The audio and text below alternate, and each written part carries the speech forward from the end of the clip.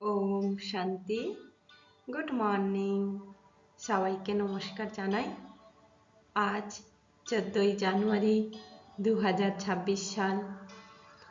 আজকে আমাদের খুব আনন্দের একটি দিন।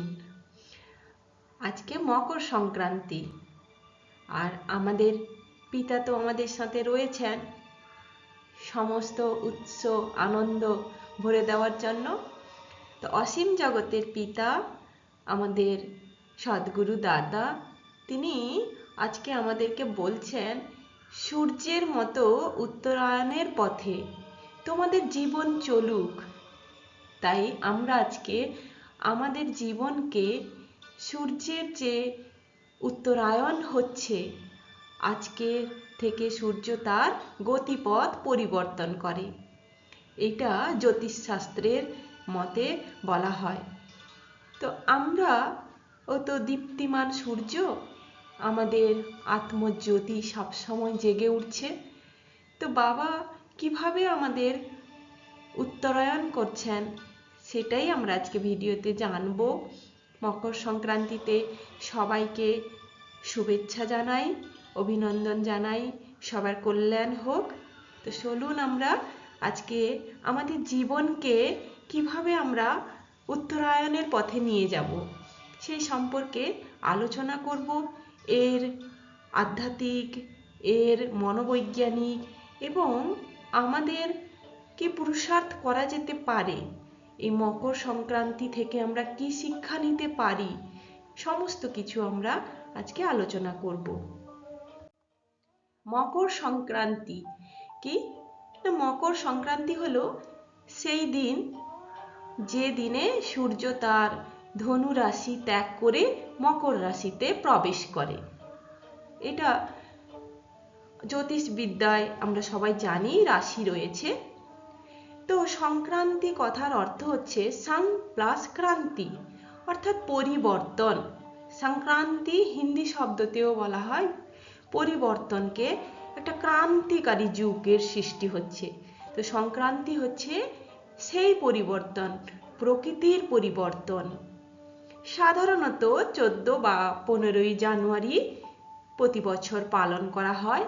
এবছর অবশ্যই 14ই জানুয়ারিতে পালন করছি আমরা। জ্যোতিষবিদ্যায় এর গুরুত্ব কি রয়েছে? মকর সংক্রান্তি একটি সৌর ঘটনা। কি হয় না, সূর্য যে গতিপথে তার পৃথিবী যে গতিপথে ঘোরে, সূর্য তো থাকে, তো সূর্যের সেইখানে তার আলো দেওয়ার দিকটা পরিবর্তন ঘটে। অর্থাৎ সূর্য উত্তর দিকে গমন করে। সূর্য তো স্থির, ও তো গমন করে না, কিন্তু তার আলোর পরিবর্তন পৃথিবীর উপরে পড়ে, যা আলো, উষ্ণতা এবং জীবনী শক্তির বৃদ্ধির নির্দেশ করে। শীত ধীরে ধীরে যাবে, লোকে তাই বলে মকর সংক্রান্তিটা চলে যাক, ঠান্ডাটা কমে যাবে। তার কারণ হচ্ছে কি না, এটাই যে সূর্য তার উত্তর দিকে গমনের ফলে এখন দিন বড় হতে থাকবে আর রাত ছোট হতে থাকবে, আর সূর্য বেশি করে আলো দেবে। কিন্তু এর আধ্যাত্মিক রহস্য কি আছে, এ আমাদের আত্মিক উন্নতিতে কতটা অনুকূল, সেটা আমরা পরপরই জানছি।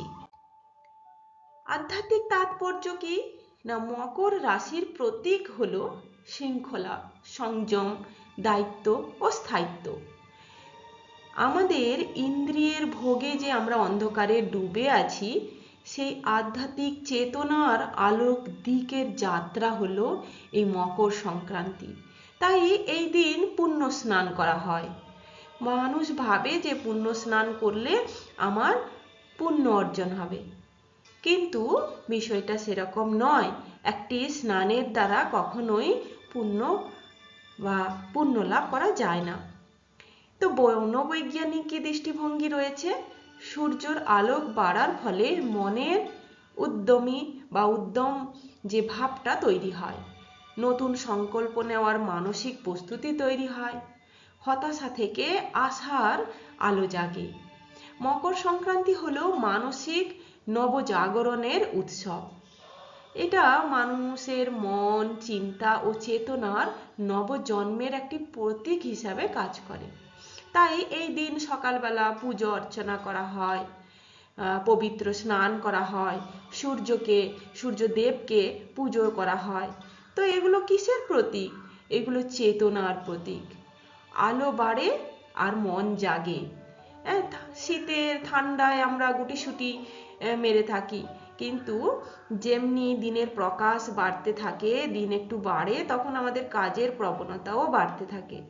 তাই মনোবিজ্ঞানের ভাষায় এই আলো যত মনে বৃদ্ধি পাবে, মনে সেরোটোনিন নামক এক প্রকার হরমোন আছে, এক প্রকার রাসায়নিক উপাদান, যে কি করে আমাদের উদ্যমকে বাড়িয়ে দেয়, আমাদেরকে আশাবাদী করে, আমাদের মনে সে ইতিবাচক পজিটিভ চিন্তাগুলোকে বৃদ্ধি করে। তাই বাইরে প্রদীপ নয়, অন্তরে প্রদীপ জ্বালিয়ে মনকে জাগিয়ে তোলা, চেতনাকে জাগিয়ে তোলা, এটি হলো আধ্যাত্মিক এবং মনোবৈজ্ঞানিক তাৎপর্য। এবার মকর সংক্রান্তিতে আমরা কি করি না, মকর সংক্রান্তিতে ঘুড়ি ওড়ানো হয়, মকর সংক্রান্তিতে পিঠে পুলি খাওয়া হয়, এমনকি গুড় তিলের নাড়ুও খাওয়া হয়। এগুলো সমস্ত কিছু একটা আনন্দের প্রতীক হিসাবে কাজ করে, তাই না? ক্লান্তি থেকে নতুন সংকল্প। শীত তার দীর্ঘ দিনের মেয়াদ কাটিয়ে নতুনভাবে প্রাণের সঞ্চার করে, অর্থাৎ গাছের পাতাও নতুন করে সৃষ্টি হওয়ার সংকল্প নেয়। পুরনো হতাশাগুলোকে ঝেড়ে ফেলে মানসিক শক্তি জন্ম নেয়। মকর সংক্রান্তি বলে, থেমে থেকো না, এগিয়ে চলো, সাহস জাগায় আমাদের মনে। আর ঘুড়ি ওড়ানো হয় কেন? মানসিক মুক্তির প্রতীক হিসাবে আজকের দিন ছুটি, ঘুড়ি ওড়াও, মজা করো। তো মন থেকে উপরে উড়ন্ত হওয়ার প্রতীক। সমস্যাগুলোকে ভুলে আমরা জীবনের পথে এগিয়ে চলি। এই দিন অনেকে দান পুণ্য করে। দান পুণ্য করার কথা হচ্ছে তোমার ভেতরে অহংকার দূর করা, আর দাতাপন হওয়া, মানসিক ভারসাম্য হালকা হওয়া। মকর সংক্রান্তি আর মকর রাশি যাকে বলি, সেটা হচ্ছে আমরা জানি যে এই মকর রাশির ব্যক্তিরা, তাদের ভেতরে শৃঙ্খলা, ধৈর্য ও আত্মসংযম ভীষণ থাকে, এটা বলা হয়। এবারে যাদের মকর রাশি, তারা ভালো করেই জানেন তাদের মধ্যে শৃঙ্খলা কতটা আছে। তো মানসিক নবজাগরণের প্রতীক হিসাবে এই মকর সংক্রান্তি পালন করা হচ্ছে। ভারতের বিভিন্ন অঞ্চলে এটি বিভিন্ন নামেও পালন করা হয়। কেন বলুন তো? এই দিন আবার গ্রামাঞ্চলে নতুন ফসলের উৎসব হিসেবে পালন করা হয়। পৌষ সংক্রান্তি পশ্চিমবঙ্গে, তামিলনাড়ুতে পঙ্গল, আসামে ভোগালী বিহু, পাঞ্জাবে লহরি, গুজরাটে উত্তরায়ণ, ঘুড়ির উৎসব। তাহলে বুঝতে পারছেন, শুধু পশ্চিমবঙ্গে মকর সংক্রান্তি পালন হচ্ছে না, সারা ভারতবর্ষে বিভিন্ন জায়গায় বিভিন্ন নামে পালন করা হচ্ছে, উদ্দেশ্য কিন্তু একই। এবারে মন, চিন্তা, আচরণের শুভ পরিবর্তনের সংকল্প আমরা কিভাবে নেব? আজকের দিন থেকে নিজেকে একটু বিচার করুন যে আমার মন কতটা পরিবর্তন হলো, কতটা উত্তরায়ণ হলো, আমি কতটা স্থির হলাম, পবিত্র চিন্তা আমার মধ্যে কতটা আশ্রয় নিল। সেগুলোই তো বাবা প্রতিদিন বলেন, শুভ চিন্তা, কল্যাণকারী চিন্তা, সত্য চিন্তা মানুষকে দেবতার স্থানে নিয়ে যায়। তার আচরণের ভেতরেও ভীষণ পরিবর্তন ঘটায়, তার কাজে মাধুর্য, সংযম ও করুণার প্রকাশ পায়। আর এগুলোই তো আমাদের অলংকার, তাই না? আধ্যাত্মিক উত্তরণ কি না, সূর্যের উত্তরায়ণ হচ্ছে আধ্যাত্মিক উত্তরায়ণের কথা কি? আমি যেই অহংয়ের মধ্যে ডুবেছিলাম, অহংকারের মধ্যে ডুবেছিলাম, সেখান থেকে অহং মানে আমি আত্মা, সেটার পরিবর্তন হয়, সেটারই উত্তরায়ণ ঘটে। অস্থিরতা থেকে স্থিরতা, অজ্ঞানতা থেকে জ্ঞানের যাত্রা হয়।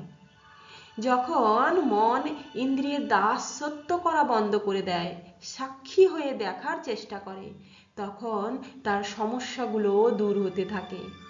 চিন্তার ভয় বদলে সে নিশ্চিন্ত হয়ে থাকে, আর সবচেয়ে বড় স্বার্থপরতা ছেড়ে দিয়ে সে সেবার মনোভাব নেয়। তাহলে সূর্যের উত্তরায়ণের মতো আধ্যাত্মিক উত্তরায়ণ হলো এই অন্ধকার জগৎ থেকে, অজ্ঞানতা থেকে আমরা জ্ঞানের পথে, চেতনার পথে যাত্রা করব। তাই আমি আত্মচেতনার পথে উত্তরায়ণের যাত্রী। কত সুন্দর কথা, তাই না? দেবতাদের দিন শুরু হয়। পুরাণে বলছে যে উত্তরায়ণে মকর সংক্রান্তি দিন থেকেই সূর্যের উত্তরায়ণের পথে প্রবেশ করে, দিনের দীর্ঘতা বাড়ে। আর এই দীর্ঘতা কতদিন হয় না, 6 মাস করে হয়। তো এই উত্তরায়ণের পথ হলো দেবতাদের দিন। তাহলে বুঝতে পারছেন, আজকে থেকে আমাদের শুরু হলো দেবত্ব অর্জনের দিন। আর 6 মাস সূর্য দক্ষিণ পথে যায়, যাকে দক্ষিণায়ন বলে। তখন দেবতাদের রাত্রিকাল শুরু হয়, কারণ এই সময়টা শুভ সূচনার প্রতীক, নির্মল পুণ্য লাভকারী সময় হিসাবে ধরা হয়। তাই তো সবাই পুণ্য স্নান করে। অর্থাৎ আজকে পুণ্য স্নান করে শুদ্ধ সংকল্প নেওয়া যে আমার এই দেবত্বকে আমি কিভাবে বাড়াবো, আমি ধীরে ধীরে আমার দেবত্বের দিনগুলো শুরু হচ্ছে। মহাভারতেও এর ব্যাখ্যা দেওয়া আছে। মহাভারতে যে ভীষ্মদেব ছিলেন, উনার ইচ্ছা মৃত্যুর বরদান ছিলেন। তো বলা হচ্ছে মহাযোদ্ধা ভীষ্মদেবকে ইচ্ছা মৃত্যুর বর দিয়েছিলেন, অর্থাৎ তিনি নিজের ইচ্ছা অনুযায়ী মৃত্যুর সময় নির্ধারণ করতে পারতেন। তাই শরশয্যা হওয়ার পরেও তিনি কিন্তু অপেক্ষা করছিলেন এই উত্তরায়ণের সূচনা হওয়া পর্যন্ত। তো মকর সংক্রান্তির দিনই তিনি মৃত্যুর পথে প্রবেশ করেছিলেন। এটা নিশ্চয়ই জানা ছিল না। একে ধর্মীয় দৃষ্টিতে অত্যন্ত শুভ ও শত মুক্তিদায়ক সময় হিসাবে ধরা হয়। তাই এই দিনও অনেকে কি করেন না, শ্রাদ্ধ শান্তিও করে থাকেন, এমনকি পুনর্জন্মের প্রতীক হিসাবেও ধরা হয়। তো আজকের দিনটা কতটা শুভ! ইচ্ছা মৃত্যু বরদান, পুনর্জন্মের চক্র থেকে মুক্তি লাভ, এই সমস্ত কিছু কিন্তু আজকের দিনে পালন করা হয়। সূর্য দেবতার আরাধনা কেন করা হয়? সূর্যদেবকে পুজো করা হয় না? মকর সংক্রান্তিতে বিশেষভাবে সূর্য দেবতার উপাসনা করা হয়। সূর্য মানে প্রাণ, তিনি জীবন, শক্তি এবং অন্ধকারকে মুছে আলো জাগান।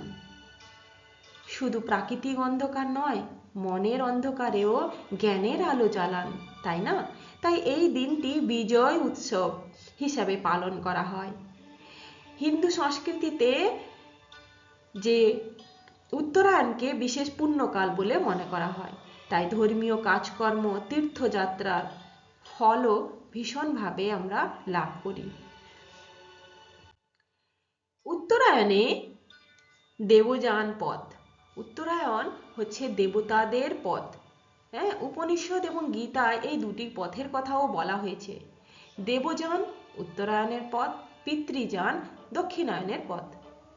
তো উপনিষদে কি বলা হচ্ছে, যে যে যোগী বা জ্ঞানী ব্রহ্মজ্ঞান লাভ করে এবং উত্তরায়ণ কালে দেহত্যাগ করবে, সে পুনর্জন্মে ফিরে আসে না, সে ব্রহ্মলোকে গমন করে।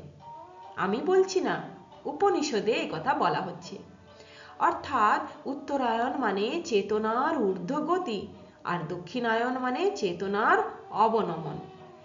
তাহলে ভাবুন, আপনি যদি যোগী হন, জ্ঞানী হন, ব্রহ্মজ্ঞান লাভ করে উত্তরায়ণের কালে দেহত্যাগ করেন, তাহলে আপনাকে কালে কালে এখানে ফিরে আসতে হবে না, দুঃখ কষ্ট পেতে হবে না।